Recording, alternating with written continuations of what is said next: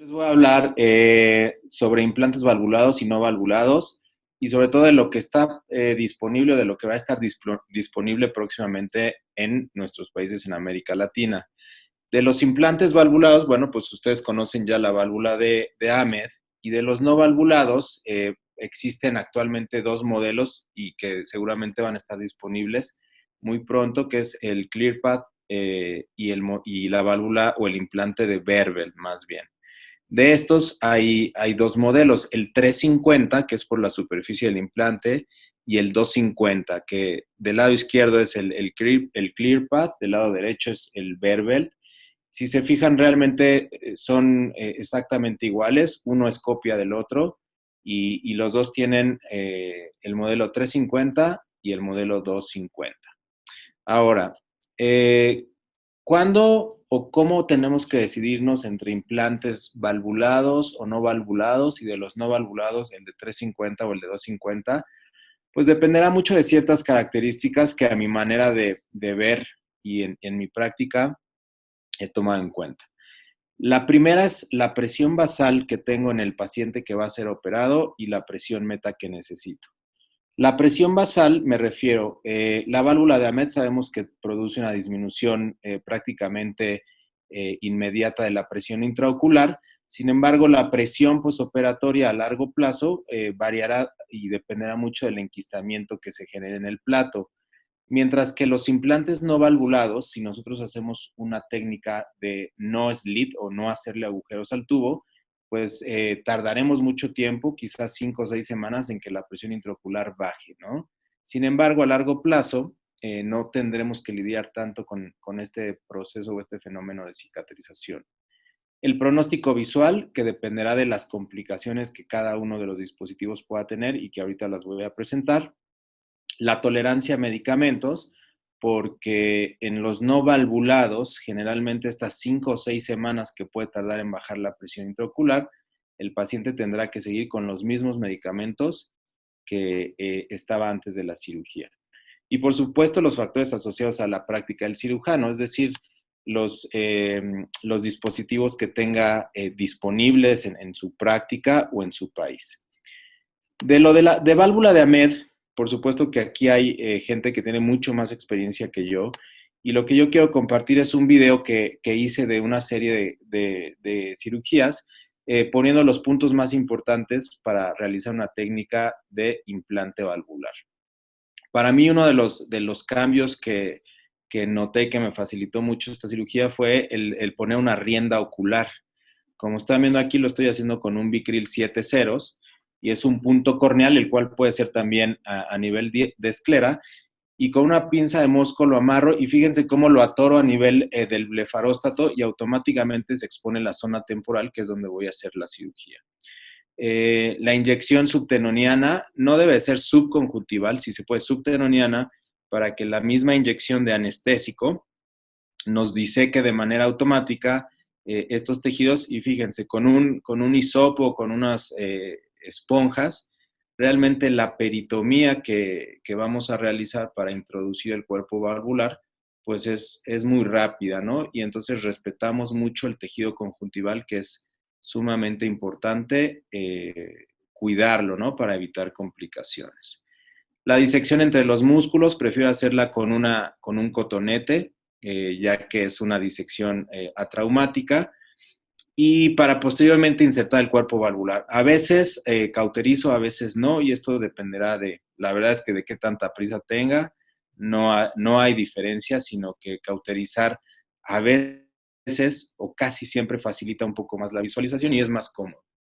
El cuerpo valvular debe de medirse y debe de implantarse aproximadamente a 8 milímetros cuando hablamos de una válvula de Ahmed. Ya veremos que con las ClearPad no necesariamente. Y fíjense ustedes, tener un campo quirúrgico limpio facilita mucho a identificar la distancia. Aquí voy a poner un poquito de pausa en el video.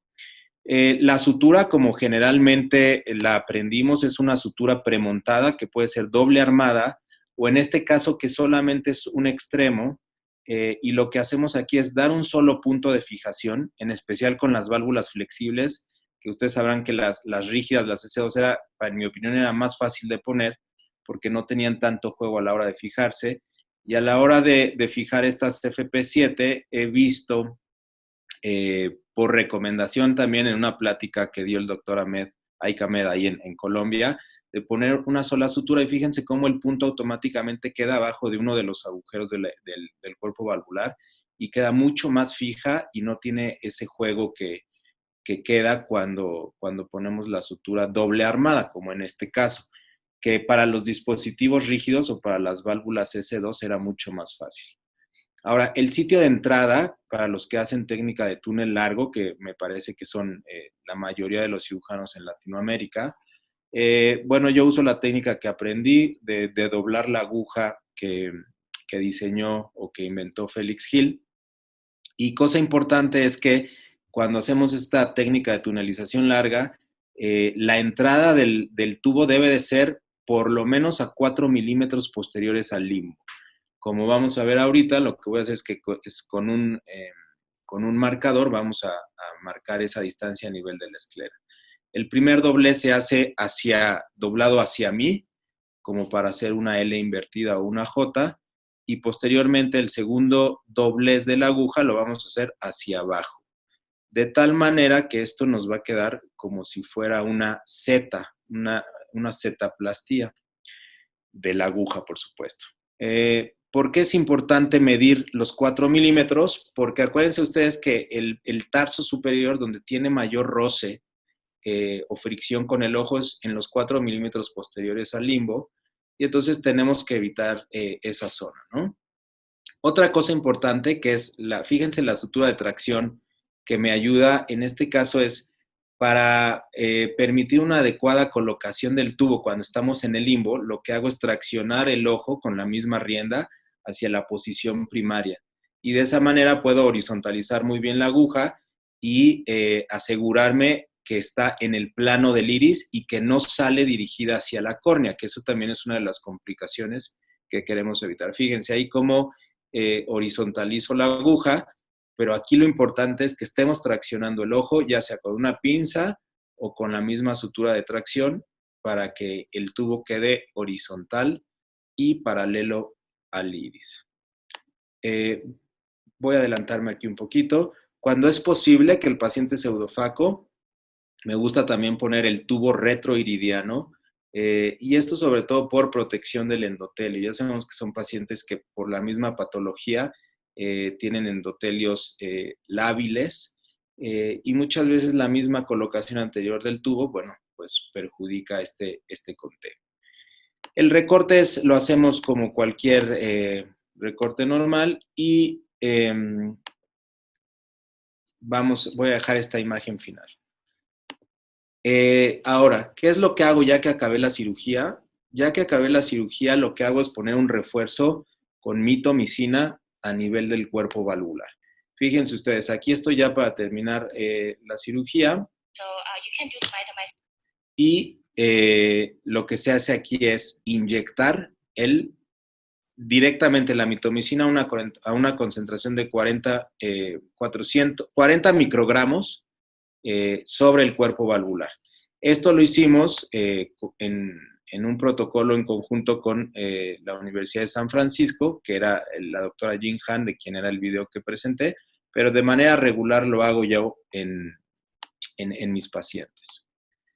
Ahora, el poner una válvula de Ahmed, con lo que más batallamos, y ustedes sabrán mejor que yo, es con el enquistamiento. Por eso, el needling oportuno o la aplicación posoperatoria de antimetabolitos o antiangiogénicos es indispensable. Fíjense en este caso cómo es una ampolla gruesa y vascularizada. Sin embargo, con valores de presión dentro de límites aceptados, aquí lo único que voy a hacer es en el posoperatorio agregar una inyección de mitomicina. No voy a hacer un needling, lo único que estoy es reforzando con antimetabolito. ¿Okay? Y esto generalmente lo hago a la semana y al mes posoperatorio. Diferente a un needling que tengo que hacer cuando la válvula ya está enquistada en una fase hipertensiva tardía. Fíjense, este es un paciente que tiene una válvula en el cuadrante nasal superior con presiones bastante elevadas y una pared muy gruesa. Aquí el acceso es difícil porque está en el cuadrante nasal, pero aquí lo que estoy haciendo es no nada más entrar al quiste, sino cortar la pared del quiste y en el mismo tiempo inyectar el antimetabolito.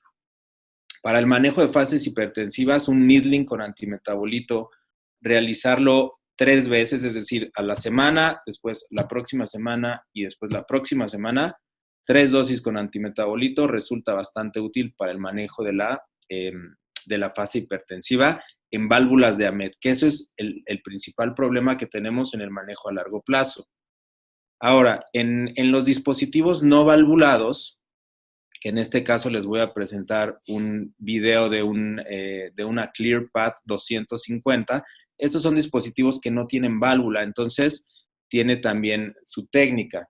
La peritomía se hace prácticamente igual que una válvula de AMED. Esta se sutura a la misma distancia, 8 milímetros, pero fíjense, aquí voy a poner pausa en el video, porque lo que quiero que vean es que ahí donde se alcanza a ver el tubo, estoy anudándolo con una sutura de Vicryl. Como es un dispositivo no valvulado, lo que no quiero es que inmediatamente haya salida o comunicación de acuoso para evitar cámaras anteriores planas. En algunas ocasiones, si la presión lo permite así, se puede dejar la sutura. Voy a poner pausa nuevamente. Se deja la sutura y más o menos entre la quinta y sexta semana este Vicryl se empieza a reabsorber y el tubo abre. La otra es que si quiero hacer una pequeños agujeros en el tubo anterior a la sutura para que de esta manera salga un poco de líquido. Sin embargo, al hacer esta técnica de hacer unos pequeños slits o agujeros en el tubo, la cámara anterior postoperatoria se vuelve muy incierta. ¿Y qué pasa en estos casos? Podemos tener esta imagen, una cámara bastante plana con toque inclusive de la cámara anterior. Y debido a esto, mi recomendación también es siempre una cirugía de glaucoma, válvula, trabeculectomía, EPNP, siempre que se pueda dejar una paracentesis pensando a futuro. Por ejemplo, afortunadamente en este caso, esta paciente que me hizo una cámara plana bastante marcada, me parece que aquí era como el segundo o tercer día, por la misma paracentesis que yo dejé hecha desde el momento de la cirugía, puedo reformar la cámara anterior con la aplicación de viscoelástico en la lámpara de hendidura, ¿no?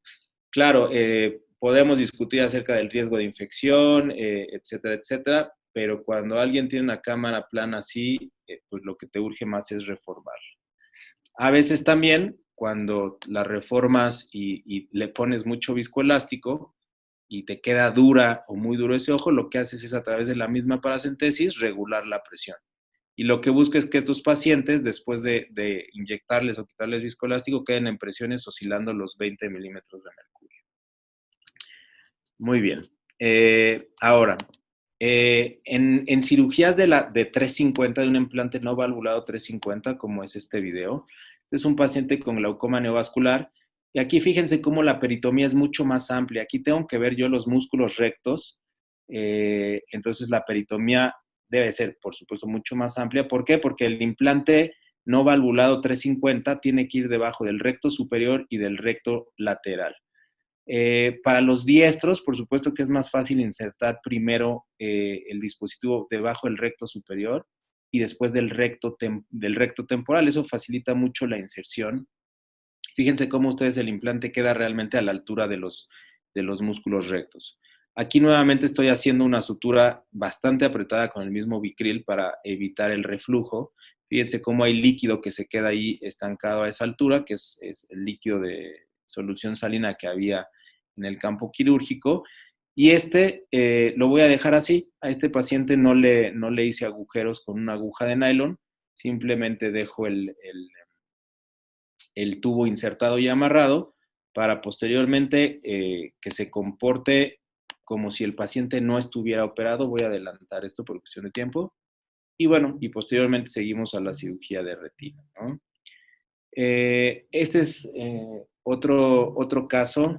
Este es un niño, ojo único, operado de retina 2 veces, miope alto, con silicón.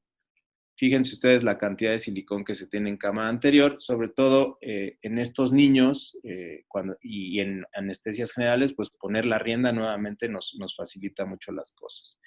Voy a adelantar el video para que vean ustedes. Este paciente le puse un implante 350, pero fíjense cómo tiene banda de retina por la misma cirugía de retinopexia. Es un poquito más complejo insertar este implante 350, pero lo que quiero enseñarles es, aquí pensaba yo insertarlo sobre la banda de la retinopexia, sin embargo, como es mucho más abultado este dispositivo, me generaba mucho restricción en el movimiento, en el recto superior y en el recto lateral, por lo que decidí insertarla un poquito, voy adelantando, más adelante de la banda, ¿no? Son cosas que suceden y que no estamos acostumbrados porque una válvula de AMED realmente el área del dispositivo es mucho menor, ¿no?